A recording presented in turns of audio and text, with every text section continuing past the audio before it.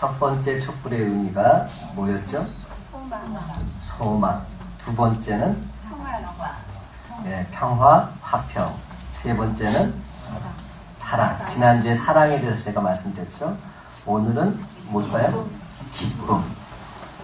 소망, 화평, 사랑, 기쁨. 대림절을 지키면서 소망의 주님을 기다리고, 화평의 주님을 기다리고, 사랑의 주님을 기다리고, 기쁨의 주님을 기다리는 것이죠. 사랑하는 성도 여러분, 오늘 시간 주님 전에 나온 저희 모두에게 우리 주님께서 주시는 소망, 화평, 사랑, 기쁨이 충만히 넘쳐나시기를 예수님의 이름으로 간절히 축원합니다. 요즘 우리 교회 성도님들 중에 아픈 분들이 많이 있습니다.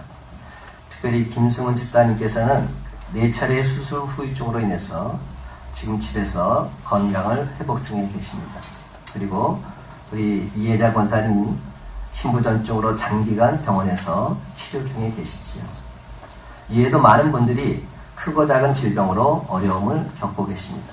그러므로 여러분, 우리 모두 다 아픈 분들의 건강 회복을 위해서 간절히 중보 기도할 때 하나님께서 치료의 광선을 바라사 아무런 흠도 점도 없이 온전하게 깨끗하게 고쳐 주실 줄로 믿습니다. 여러분들 병원에 가는 거 별로 안 좋아하죠? 저도 병원에 가는 거 안 좋아합니다. 그런데 몸이 나빠지면 어쩔 수 없이 병원에 가게 되지요. 근데 병원에 가서 엘리베이터를 타보게 되면 조금 다르다는 걸 제가 느끼게 됩니다. 전에 한번 말씀드린 것 같은데 4층에는 뭐라고 써있는지 아세요? 병원에서? 맞아요. F라고 써있어요. 일반 건물은 다 4라고 써있는데 병원은 4라고 절대로 안 씁니다. 죽을 사자일 때. 그러니까 절대로 4란 말 안 써요. 왜냐면 기분부터 다르잖아요. 그래서 F라고 쓰는데 F는 영어의 4, 1, 2, 3, 4 때 FOUR의 첫 글자입니다. 여러분들이 그 정도를 알고 병원 다니면 좋죠. 이게 그런 의미구나. 그것은 무슨 뜻입니까? 사람들은 죽는 거 별로 원하지 않는다는 겁니다. 그리고 어떻게든지 살고자 하는 간절한 소망이 있다는 것을 그 모습 하나에서도 발견할 수 있죠. 사랑하는 성도 여러분, 여러분은 지금 어떠하십니까? 너무나도 기쁘고 즐거운 나머지 이를 주체할 길 없어서 어찌할 바 몰라 그렇게 기쁨과 감격이 넘치십니까? 아닐 겁니다. 제가 여러분 중에서 그렇게 기쁘고 즐거워서 나 기쁘다 이런 분들 별로 없는 것 같아요. 기쁘다 구주 오셨네 찬양은 하지만 솔직히 기쁜 분들 별로 없어요. 마음속에 근심 걱정이 가득 차 있습니다. 여기에 그런 분들에게 준 하나님 말씀이 있습니다. 이사야 49장 16절과 17절 말씀. 제가 참 좋아하는 말씀인데요. 내가 너를 내 손바닥에 새겼고 너의 성벽이 항상 내 앞에 있나니 네 자녀들은 빨리 걸으며 너를 헐며 너를 황폐하게 하던 자들은 너를 떠나가리라. 여러분, 이 말씀 속에서 이사야 선지자를 통해서 주신 말씀, 내가 너를 내 손바닥에 새겼고, 저는 이 말을 너무 좋아합니다. 그렇습니다. 저와 여러분은 하나님의 손바닥에 이름이 새겨진 사람들입니다. 우리가 절대로 잊어버리지 않고 잘 때 항상 적는 곳, 메모지가 없을 때는 어디다 적습니까?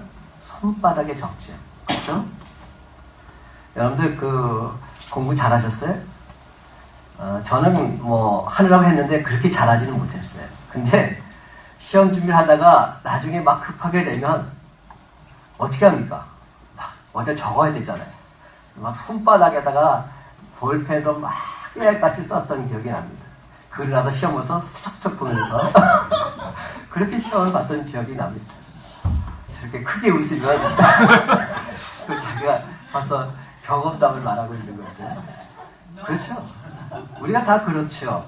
그런데 하나님께서 우리를 어떻게 하셨느냐? 손바닥에 쓰신 것이 아니라 새겨 넣으셨다. 우리의 이름이 손바닥에 새겨져 있다는 겁니다. 하나님께서 우리를 사랑하셔서 당신의 자녀들 이름을 손바닥에 새겨 놓으셨다. 저는 이 말씀 너무나 귀하다고 생각합니다. 하나님께서 당신의 손바닥에 우리를 새겨 놓으셨기에 절대로 지워지지 않습니다. 그렇습니다. 가장 가까이서 확실히 보시기 위해서 하나님께서 우리를 당신의 손바닥에 새기셔서 항상 지켜주시고 보호해주시고 인도해주시는 분이 우리가 믿는 하나님이신 줄 믿으시기 바랍니다. 따라서 우리는 두려워할 필요가 없습니다. 걱정할 필요가 없습니다. 왜입니까? 하나님께서 나를 책임져 주시기 때문에. 내가 너를 내 손바닥에 새겼다. 그럴텐데 여러분, 왜 그렇게 기가 죽어 계십니까? 기운을 내십시오. 우리는 하나님의 자녀들입니다. 하나님의 손바닥에 새겨진 하나님의 백성들입니다. 세상이 아무리 험하게 여동친다 할지라도 근심, 걱정, 염려일랑 아예 다 붙들어 매시기 바랍니다. 오늘 본문 16절 말씀 다 같이 한 몫으로 읽기를 원합니다. 16절입니다. 시작. 그날에 사람이 예루살렘에 이르기를 두려워하지 말라. 시온아 내 손을 늘어뜨리지 말라. 아멘. 두려워하지 말라. 내 손을 늘어뜨리지 말라. 여러분, 당시 시대적 상황은 사람들의 길을 죽이는 일들로 가득 차 있었습니다. 내 손을 늘어뜨리지 말라. 이 말씀을 공동 번역에서는 기운을 내라. 영어 성경을 cheer up 이렇게 표현합니다. 기죽지 마라. 힘내라. 이렇게 표현하고 있습니다. 이제 14절 말씀으로 다시금 돌아가서 읽겠습니다. 14절입니다. 시작. 시온에 따라 노래할지어다. 이스라엘아 기쁘게 부를지어다. 예루살렘 따라 전심으로 기뻐하며 즐거워할지어다. 아멘. 참으로 놀랍게도 하나님께서는 스바냐 선지자를 통해서 가장 힘들고 어려운 바로 그 순간에 노래하라고, 기뻐하라고, 즐거워하라고 이렇게 말씀하고 있습니다. 여러분, 이 말씀의 시대적인 배경은 요시야 왕의 통치 시대를 말합니다. 요시야 왕의 할아버지 므낫세와 아버지 아몬은 어떤 사람들이었느냐? 종교적으로, 도덕적으로, 정치적으로 폭정을 행한 악한 왕들이었습니다. 예루살렘 성전 안에 태양신과 바알신이 특실을 걸고 우상숭배와 매춘회의가 나라 안팎에서 기승을 부렸습니다. 국민들은 한결같은 극심한 가난으로 해서 낭망에 빠져 있었습니다. 사회적인 혼란은 더욱더 가중되고 힘들고 어려운 시간들이 이어지고 있었죠. 이런 도탄 속에서 왕으로 등극한 사람이 요시야 왕입니다. 요시야 왕이 몇 살의 왕으로 등극한지 아세요? 8살에. 초등학교 1학년 나이에 왕이 된 겁니다. 여러분, 그런 순간 어떤 생각이 들까요? 야, 이 나라 큰일 났다. 걱정된다. 이런 생각이 들지 않으세요? 많은 뜻 있는 사람들은 이제 이 나라는 멸망했구나. 끝났구나. 그리고 국민들은 어리고 철없는 나이에서 나라와 자신들의 운명을 맡게 되는 이 안타까운 현실 속에서 조마조마하고 있었지. 과연 어떻게 될 것인가? 바로 그때 하나님께서는 스바냐 선지자를 부르시고 그 백성들에게 새로운 희망의 메시지를 주고 계십니다. 구원을 약속해 주고 계신 겁니다. 그래서 여러분, 밝아오는 구원을 바라보고 기뻐하라 말씀하고 있습니다. 슬퍼하지 말고 도리어 기쁘게 노래 부르라 말씀하고 있습니다. 기죽지 말고 길을 펴고 살라 이렇게 말씀하고 있습니다. 위축되지 말고 힘과 용기를 내라고 말씀하고 있습니다. 여기서 시온은 예루살렘 성전을 의미합니다. 그리고 메시아 희망을 포기하지 않고 살았던 시온의 백성들, 믿음의 백성들을 뜻하지요. 이런 뜻입니다. 하나님의 자녀들아, 내 손을 늘어뜨리지 말라. 기운을 내라. 그런데 여러분, 이는 오늘 주신 희망의 메시지 13절에 의하면 이스라엘의 남은 자들에게 주신 약속의 말씀이었습니다. 이 말씀을 지금 누구한테 주고 있느냐 하면 남은 자들에게 주신다는 겁니다. 13절에 그런 내용들이 있습니다. 그렇습니다. 그 당시 모든 부패 상황 속에서도 정절을 지키고 살았던 남은 자들이 있었습니다. 모든 사람들이 신앙을 버리고 절망에 빠져 살던 그때에도 오직 하나님만을 바라보면서 신앙을 움켜쥐고 희망의 밧줄을 놓지 않았던 남은 자들이 있었던 것이지. 가장 위대한 선지자 가운데 한 사람인 엘리야는 갈멜산에서 하늘의 불을 내려 멋지게 이방 선지자들을 물리쳤습니다. 그러나 악의 세력은 전혀 꺾일 줄 몰랐고 백성들은 회색지대에서 계속 왔다리 갔다리 머뭇머뭇거렸습니다. 그러자 엘리야에게 무서운 탈진이 찾아왔습니다. 그래서 그는 이렇게 넋두리를 했습니다. 하나님, 나 혼자만 남았습니다. 하나님, 차라리 나를 죽여주세요. 죽고 싶습니다. 바로 그 순간 하나님께서 그에게 주신 메시지가 무엇인지 아십니까? 내가 아직도 바알에게 무릎을 꿇지 않은 남은 자 7천을 예비해놓아. 결코 너는 혼자가 아니다. 너에게는 남은 자 7천 명이 있다. 그렇습니다. 우리가 믿는 하나님은 내 인생에 있어서 맞장구를 쳐주시는 분으로 등장하고 있습니다. 하나님은 마치 창을 하는 내 삶에 있어서 고수와 같으신 분이십니다. 옆에서 창할 때 장단에 맞춰준 사람을 고수라고 하잖아요. 내가 울 때 함께 우시고 내 눈물을 닦아주시는 분이 내가 믿는 하나님입니다. 내가 노래할 때 함께 기뻐하며 덩실덩실 춤추시는 분이 내가 믿는 하나님입니다. 그렇습니다, 여러분. 하나님이 이처럼 함께 맞장구를 쳐주실 뿐만 아니라 아프고 지친 백성을 위로하기 위해서 직접 찾아오시기도 하십니다. 그런 하나님의 모습은 참으로 다양하고 아름답기까지 합니다. 오늘 본문에도 하나님은 여러 가지 얼굴을 가지신 분으로 등장하고 계십니다. 15절에 보면 하나님은 우리를 왕으로 찾아오고 계십니다. 왕으로 찾아오신 하나님. 그래서 그분은 사면권을 행사하시지요. 그리고 적을 쫓아냈습니다. 또한 16절에서 하나님은 투사처럼 등장하십니다. 그리고 전선에서 힘이 없어 쓰러지고 있는 동지들에게 격려의 말씀을 주고 계십니다. 내 손을 결코 늘어뜨리지 말라고. 내가 널 반드시 도와주겠노라. 사랑하는 성도 여러분, 우리가 축 처진 상태에서 다시 힘을 내서 주 안에서 항상 기뻐해야 될 이유가 분명히 있습니다. 그렇다면 그 이유는 무엇일까요? 첫째로 하나님이 저와 여러분의 죄를 용서해 주셨기 때문에, 하나님께서 내 죄를 용서해 주셨기에 나는 하나님께 기뻐 찬양해야 될 이유가 있는 겁니다. 한번 따라 하십시다. 하나님이 우리 죄를 용서해 주셨습니다. 하나님이 우리 죄를 용서해 주셨습니다. 15절 말씀 다 같이 함께 했습니다. 시작. 여호와가 내 형벌을 제거하였고 내 원수를 쫓아냈으며 이스라엘 왕 여호와가 내 가운데 계시니 내가 다시는 화를 당할까 두려워하지 아니할 것이라. 아멘. 여러분, 하나님께서 이 백성의 죄를 용서해 주셨기 때문에 더 이상 절망할 필요가 없다는 겁니다. 므낫세와 아몬의 끔찍한 죄를 어린 왕 요시아에게 형벌로 내리지 않겠다는 약속의 말씀이지요. 그렇습니다, 여러분. 오늘 본문은 형벌 탕감 선언문입니다. 스바냐 선지자는 하나님께서 내 형벌을 다 제거했으니까 이제 기운을 내라 말씀하고 있습니다. 그렇습니다, 여러분. 진실로 죄사함 받은 사람에게는 참된 자유가 있습니다. 너는 죄 없는 자다. 내가 내 죄를 다 사하노라. 우리가 진정 하나님을 만나고 예수 그리스도를 통해서 죄사함을 받았을 때 우리를 정죄하는 그 어떤 소리에도 우리는 자유로울 수 있습니다. 그렇습니다. 우리 주 예수 안에 있는 자에게는 결코 정죄함이 있을 수 없는 줄 믿으시기 바랍니다. 스바냐 선지자는 오늘날 위축되어서 풀이 죽어있는 저와 여러분에게도 동일하게 말씀해 주고 있습니다. 기운을 내라. 내가 내 죄를 다 사하노라. 이제는 죄 없는 자답게 기죽지 말고 당당하게 살아라. 세계 제2차 대전 때 일입니다. 미국은 전쟁을 종식하기 위해서 엄청나게 무서운 폭탄을 만들었죠. 뭐죠? 원자탄을 만들었습니다. 하지만 미국은 아무런 경고 없이 원자탄을 일본에 떨어뜨린 것은 아닙니다.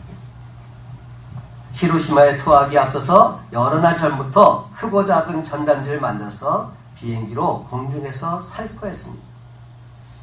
일본말로 적혀되는 이 내용은 이러한 내용이었습니다. 광도 시민 여러분, 1945년 8월 6일 원자탄이 투하될 것입니다. 반경 50km 밖으로 피난 가시기 바랍니다. 그 안에 있는 사람은 살아남을 수가 없습니다. 그러니 어서 빨리 피하시기 바랍니다. 계속적으로 경고의 메시지를 보냈지요. 그러나 일본 사람들 믿지 않았습니다. 거짓말하고 있네. 세상에 그런 폭탄이 어딨어. 자기들이 전쟁에서 질 것 같으니까 일부러 우리를 불안하게 만들려고 그러는 거예요. 그러면서 아무도 피하려고 들지 않았습니다. 결국은 어떻게 되었습니까? 1945년 8월 6일 실제로 원자탄이 떨어지고 말았습니다. 쾅 하는 순간에 반경 2km 완전 쑥대밭이 되고 말았지. 삽시간에 폐허가 돼버리고 말았던 겁니다. 피하지 않고 있던 20만 명 이상이 순간적으로 삼천에 다 죽고 말았습니다. 참으로 안타까운 일입니다. 그리고 10만 명 넘는 사람이 후유증으로 시름시름 앓다가 죽게 되었습니다. 경고를 무시하다가 30만 명 이상 되는 사람들이 일순간에 목숨을 잃고 만 겁니다. 사랑하는 성도 여러분, 오늘 말씀 속에서 하나님은 우리에게 분명히 약속의 말씀을 주고 있습니다. 우리의 그물이 되어주겠다 약속해 주고 계십니다. 우리가 이 세상을 살아가다 보면 햇바리털처럼 찰싹 달라붙어서 우리를 힘들게 하거나 대적하는 사람들이 많이 있습니다. 그들이 분명 저와 여러분을 넘어뜨리려고 할 것입니다. 그러나 우리는 두려워할 필요가 없습니다. 왜입니까? 하나님께서 말씀해 주셨기 때문에. 하나님께서 우리의 그물이 되사 우리를 지켜주시겠다 약속해 주셨기 때문에. 하나님께서 우리의 산성이요 방패요 요새가 되어주시겠다 말씀하십니다. 하나님께서 우리의 피난처가 되셔서 우리를 안전하게 보살펴 주시고 우리를 보호해 주겠다 약속하고 있습니다. 그러면 사랑하는 성도들은 우리 죄를 용서하사 참된 자유를 주신 하나님께서 우리와 동행하심을 믿고서 기쁨의 노래를 부르며 하나님을 찬송하며 세상으로 나아가는 저와 여러분의 복된 삶이 다 되시기를 예수님의 이름으로 간절히 축원합니다. 우리가 주 안에서 항상 기뻐해야 될 두 번째 이유는 하나님이 우리와 늘 함께 하시기 때문입니다. 저는 이 말씀은 드려도 참으로 귀한 말씀이기 때문에 또 드리고 싶습니다. 한번 따라 하십시다. 하나님이 우리와 늘 함께 하십니다. 하나님이 우리와 늘 함께 하십니다. 17절 상반절 말씀 함께 있습니다. 너희 하나님 여호와가 시작. 너희 하나님 여호와가 너희 가운데 계시니 그는 구원을 베푸실 전능이라. 아멘. 여러분, 노벨 문학상 수상 작품인 닥터 지바고를 보게 되면 그 영화로도 나왔죠. 그 마지막 장면이 참으로 인상적입니다. 장군이 타냐에게 이렇게 말하지요. 도망친 로마노프는 사실 너의 친아버지가 아니란다. 너의 아버지는 닥터 지바고야. 만약에 그가 내 친아버지라면 제 아무리 거리에 불이 나고 복잡해도 결코 내 손을 놓지 않았을 거야. 그제서야 타냐는 로마노프가 자기 아버지가 아니고 닥터 지바고가 자신의 진짜 아버지임을 깨닫게 됩니다. 그렇습니다, 여러분. 진짜 아버지라면 아이가 위기에 처했을 때 결코 혼자 도망치지 않고 안고라도 뛰었을 것입니다. 그는 진짜 아버지가 아니었기 때문에 아이를 내동쳐버리고 만 것이죠. 우리가 믿는 하나님은 어떤 분이십니까? 저와 여러분을 자녀 삼아주신 분이십니다. 하나님은 우리와 늘 함께 하시는 분이요 정말로 우리를 사랑하십니다. 그날쯤에 하나님 결단코 저와 여러분의 손을 놓지 않으십니다. 우리가 하나님의 손을 놓을지는 몰라도 하나님께서는 결단코 우리 손을 놓지 않으십니다. 그렇습니다. 하나님의 손은 진정 능이 있고 힘이 있을진데 하나님께서 우리를 꽉 붙들고 있는 한 하나님의 손에서 저와 여러분 빼앗을 자 아무도 없을 것입니다. 그러므로 저와 여러분의 두 손을 하나님 그분께 온전히 맡기시기 바랍니다. 하나님 우리와 늘 함께 하신다면 우리는 결코 넘어지지 않습니다. 아니 넘어진다 할지라도 완전히 쓰러지지는 않습니다. 그렇습니다, 여러분. 이제 우리는 전혀 의기소침할 필요가 없습니다. 절망할 필요가 없습니다. 왜입니까? 임마누엘 하나님께서 우리를 등에 업고서라도 완벽하게 책임져 주실 것이기 때문입니다. 한 부흥사 목사님의 이야기입니다. 그 목사님은 별명이 있어요. 임마누엘 목사님. 임마누엘 목사님이라는 별명이 있어요.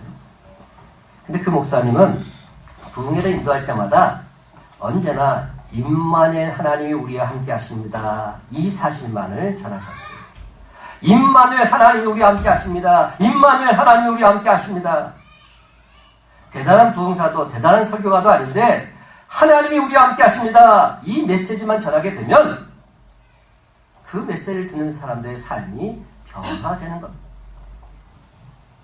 그러면은 무거운 짐을 가슴에 끌어안고 몸부림칠 때마다, 외로움과 고독에 지쳐 쓰러질 때마다, 모든 것을 다 팽개치고 싶은 깊은 유혹을 느낄 때마다 이 말씀 반드시 기억하시기 바랍니다. 너의 하나님 여호와가 너의 가운데에 계시니 그는 구원을 베푸실 전능자이시라. 너의 하나님 여호와가 너의 가운데에 계시니 그는 구원을 베푸실 전능자이시라. 사랑하는 성도 여러분, 이 말씀 붙잡고 다시금 기운을 내시기 바랍니다. 하나님이 여러분 가운데에 계십니다. 하나님 그분은 능히 구원을 베푸실 전능자이십니다. 그렇습니다. 전능하신 하나님이 우리와 늘 항상 함께 하실진데 우리는 쓰러지지 않습니다. 넘어지지 않습니다. 아니 쓰러지고 넘어져도 하나님께서 우리의 손을 꽉 붙잡고 계시는 한 우리는 오뚜기처럼 다시금 일어서게 될 줄 믿으시기 바랍니다. 그래서 저와 모두가 시종열 변함없이 하나님의 기쁨이요 하나님의 자랑거리가 다 되시기를 예수님의 이름으로 간절히 축원합니다. 우리가 주 안에서 항상 기뻐해야 될 세 번째 이유는 하나님이 여전히 우리를 사랑하시기 때문입니다. 하나님이 저와 여러분을 여전히 사랑하십니다. 한번 따라 하십시다. 하나님은 여전히 우리를 사랑하십니다. 하나님은 여전히 우리를 사랑하십니다. 17절 하반절 말씀 함께 있습니다. 시작. 내가 너로 말미암아 기쁨을 이기지 못하시며 너를 잠잠히 사랑하시며 너로 말미암아 즐거이 부르며 기뻐하시리라 하리라. 아멘. 여러분 오늘 시간 나를 볼 때마다 가슴 부풀어하시고 따뜻한 연민과 애정을 느끼고 계시는 하나님 그분의 사랑 마음껏 느껴보시기 바랍니다. 하나님이 아무개로 말미암아 기쁨을 이기지 못하시며 아무개를 잠잠히 살아가시며 아무개로 말미암아 즐거이 부르며 기뻐하시리라. 사랑하는 성도 여러분, 이 얼마나 가슴 찌는 말입니다. 여기 아무개 대신에 여러분의 소중한 이름을 한번 넣어보십시오. 여러분의 소중한 이름을 넣어도 이 말씀이 확실한 진리임을 여러분은 믿으십니까? 이 아무개가 바로 나를 향한 하나님 말씀을 여러분이 믿으신다면 우리는 승리할 수밖에 없습니다. 우리를 사랑하시는 하나님 그분은 이 땅의 권세자나 부자나 유명인이 아닙니다. 온 우주의 창조자여 주인이신 전능하신 하나님이십니다. 그렇다면 왜 하나님께서 우리를 잠잠히 사랑하신다 말씀합니다. 저는 이 말씀을 보면서 이 표현이 참으로 놀랍다는 생각이 들었습니다. 하나님께서 우리를 강력히 사랑하신다 이렇게 말씀하시면 얼마나 더 좋았을까. 근데 그렇게 말씀하지 않으십니다. 잠잠히 사랑한다고 하십니다. 하나님께서 강력히 우리를 사랑하신다고 하셨다면 우리는 그 하나님의 사랑에 감전되고 말았을 겁니다. 잠잠히 사랑하신다는 의미는 내가 감당할 수 있을 만큼, 내게 꼭 필요한 만큼 나를 사랑하시는 그런 하나님이시다. 내 모든 형편을 아셔서 내 모든 것에 맞게끔 맞춤식으로 사랑하시는 분이시다. 저는 그런 느낌이 들었어요. 그래서 이 말씀을 이렇게 쓰시는 것 아닌가. 그렇습니다. 하나님이 나를 볼 때마다 기쁨을 이기지 못하시며 나를 잠잠히 사랑하십니다. 기쁘고 즐거운 마음으로 나를 부르고 계십니다. 여러분 이런 하나님이 바로 나의 하나님이실지입니다. 왜 귀가 죽어 있으십니까?